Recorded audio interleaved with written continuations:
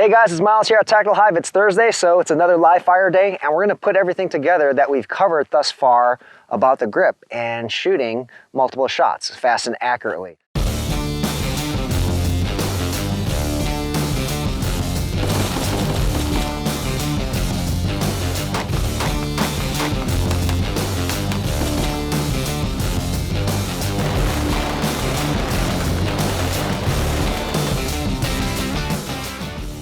So Monday we did the dry fire review, and here's the thing, live fire, you can do literally everything we did on Monday, you can do it live fire as well. And this is another reason why dry fire is so important. Like, you could work everything you can work on the range without shooting a bullet. So as a warm-up, you can work everything we did dry fire, just add some ammo and take your shots. So that's just a quick way of saying that's your warm-up. Do exactly what we did in the dry fire session. If you forgot what we did, go ahead and watch that video. I'll leave a link right here and below. And what you're gonna do is now just add ammo and do it all over again as your warm-up. So as a refresher, one of the exercises I mentioned was if we're gonna just work on high leverage, right? I'll give you two examples. High leverage dry fire, we took these dry fire shots, we just had our grip nice and high and tight, we prepped our trigger, we broke the shot, and that was a rep. Okay, and you could take 2 shots or 3 shots. Another example was we stiffen our wrists, okay? So we would rack our slide here. If you're using a dry fire mag, you don't need to. You would push out and you would take 3 shots or 4 shots and ask yourselves the questions. If you, going through that checklist, do you have high leverage? Did your firing hand pressure break? Did your support hand pressure break? Do you indeed have lock wrists, okay? Everything we did dry fire, now you would do it live fire. You would put ammo, you would take those 2 to 3 shots and you ask yourselves those questions. Did things break? And if they did, here's the thing, now you know what to focus on for your next rep. It also highlights that you may not be dry firing properly. What I mean by this, it's a quick aside, dry fire is extremely important, but your dry fire must match what you're doing in live fire, meaning the same amount of grip pressure. Even though we're not taking actual shots, let's just say that you are gripping, I'm just making this up, let's just say that in live fire you grip with 10 pounds of pressure in your firing hand, I'm just making that up, and 10 pounds of pressure on your left hand, then when you're dry firing, it should be the same exact thing. If not, what happens is, let's say live fire you're doing 10 pounds and 10 pounds of pressure, and then dry fire you're doing 2 pounds, then it's not gonna translate well, okay? So everything that you're doing dry fire should be the same as live fire. Now, as a warm-up drill, do it just adding ammo and everything should be okay. But if not, then focus and hone in on what's not working. Like I said in the dry fire video, also video yourself. That's gonna be helpful in determining if your muzzle is rising, or have a friend watch you and they'll let you know if your muzzle is rising really high, if you're limp wristing, so on and so forth. Now what we're going to do is we're going to take just a general drill that is going to allow you to work a lot of things, okay? And you're gonna go through the checklist. For live fire, the most important thing to do is this, for what we're working on, is to have 4 things in your checklist. After you do a certain number of shots or an exercise, when you stop, you're gonna ask yourself these questions as it pertains to grip. You're going to make sure that you have a nice high and tight grip, it hasn't broke. Let's say you don't want your grip to have gone down here for whatever reason, right? In line with that, I want to make sure that everything is tight here. This grip doesn't come apart. If it does, then you know you have things to work on, that specifically. That's the first item. Do you have a high and tight grip that has remained intact, okay? The second thing in your checklist is to, once you stop shooting, ask yourself, do you have good C-clamp pressure with your firing hand, right? Or has it weakened from the start or during your shooting, right? If it has, then you have another thing to work on. Third thing on the checklist is the support hand. Just like we did in dry fire, this is the same checklist, but I'm reiterating it here. Now the third thing you're gonna check before you put your gun away is, do I have good support hand pressure? Is it intact? Everything good? Good. Last thing, do I have good wrist tension? Are my wrists locked out? While I was shooting, did I limp wrist? Things like that. You're gonna ask yourself, kind of think about the rep you just did.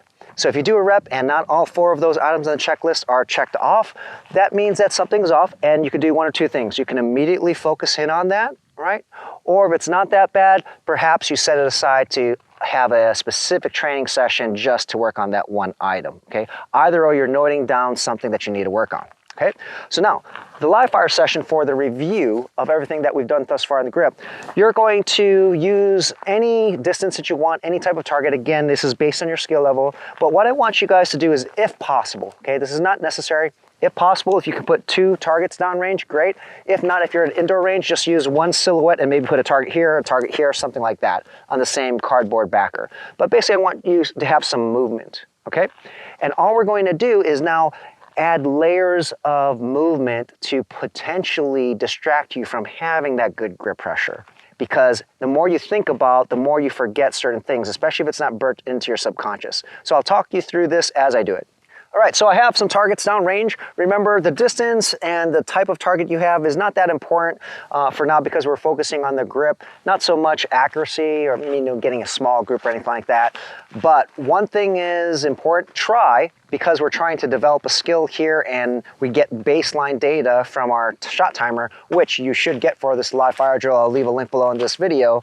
You want to have the same arrangement every time so that there's a baseline for everything. There's a constant, okay? So what I'm gonna do is I'm gonna load and make ready, then talk about everything here. I already talked about earlier in the video that everything we did on Monday, the dry fire exercises, you want to do live. And just to demonstrate one of those, I said that it can be from compress ready or you're doing it from the holster. I don't have my holster on me right now for my G34, my Glock 34, so I'm just gonna do it from compress ready. But the idea here is I'm going to demonstrate that you're gonna go through that checklist I talked about and have your timer ready because you should be noting down what your split times are. Without noting down your split times, you don't really have a record of whether or not you're improving or getting worse. So I'm going to put my timer on delay and I'm going to designate how many shots I want. I'm going to take 3 shots and then listen to what I do or listen to me talk through my checklist here.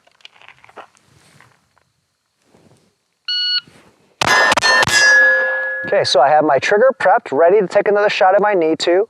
Now I'm going to go through my checklist, right, with my trigger prepped. I'm going to ask, do I have a nice high and tight grip? Yes. Did it break apart? No, it did not, so that's good. The first item on the checklist is marked.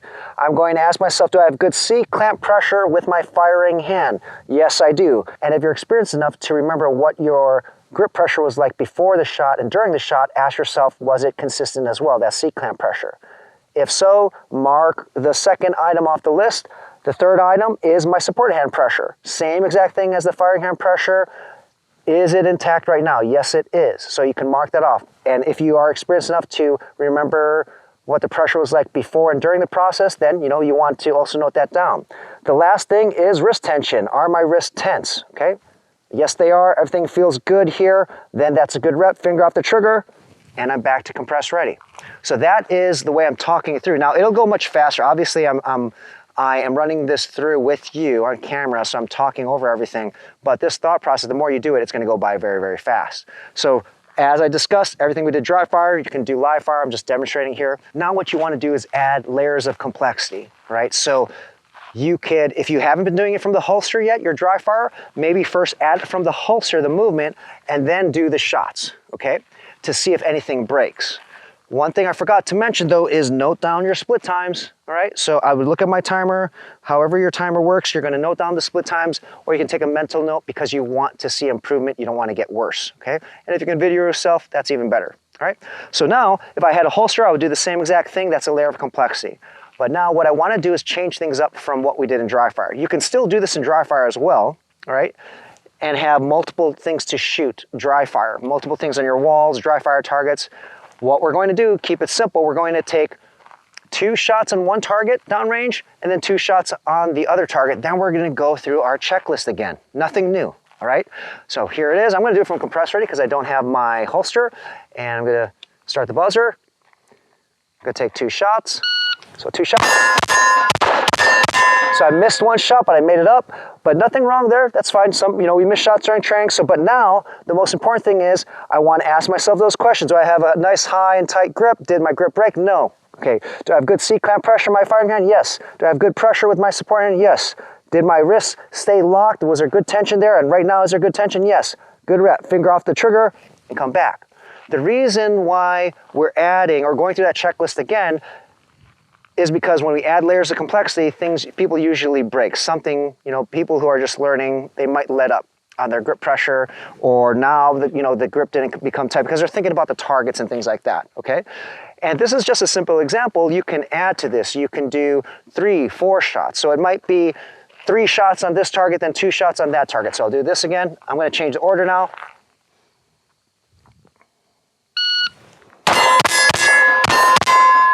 So then I would go through that checklist again. Do I have a nice high and tight grip? Good C-clamp pressure in my firing hand. Good C-clamp, good pressure on my support hand. Wrists are locked, yes. Finger off the trigger, good rep, okay?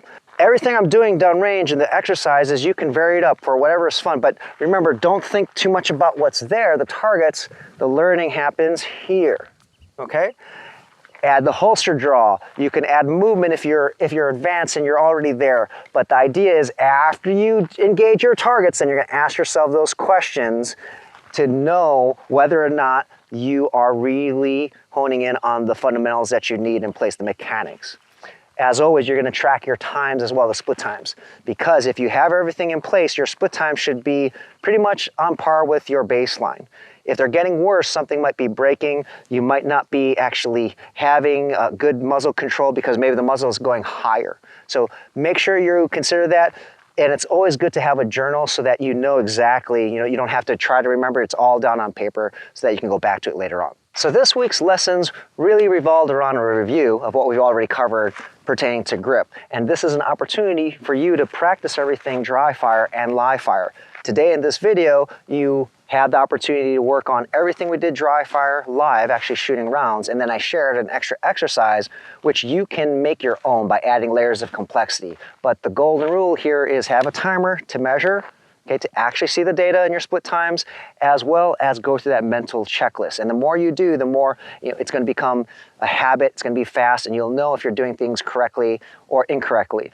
And also I ended the live fire session by talking about having a journal. That's going to be very important. List your times there and then take that with you every time you go to the live fire range so that you can see where you're at, your standings are, and if you're improving, or hopefully not the other case, potentially getting worse.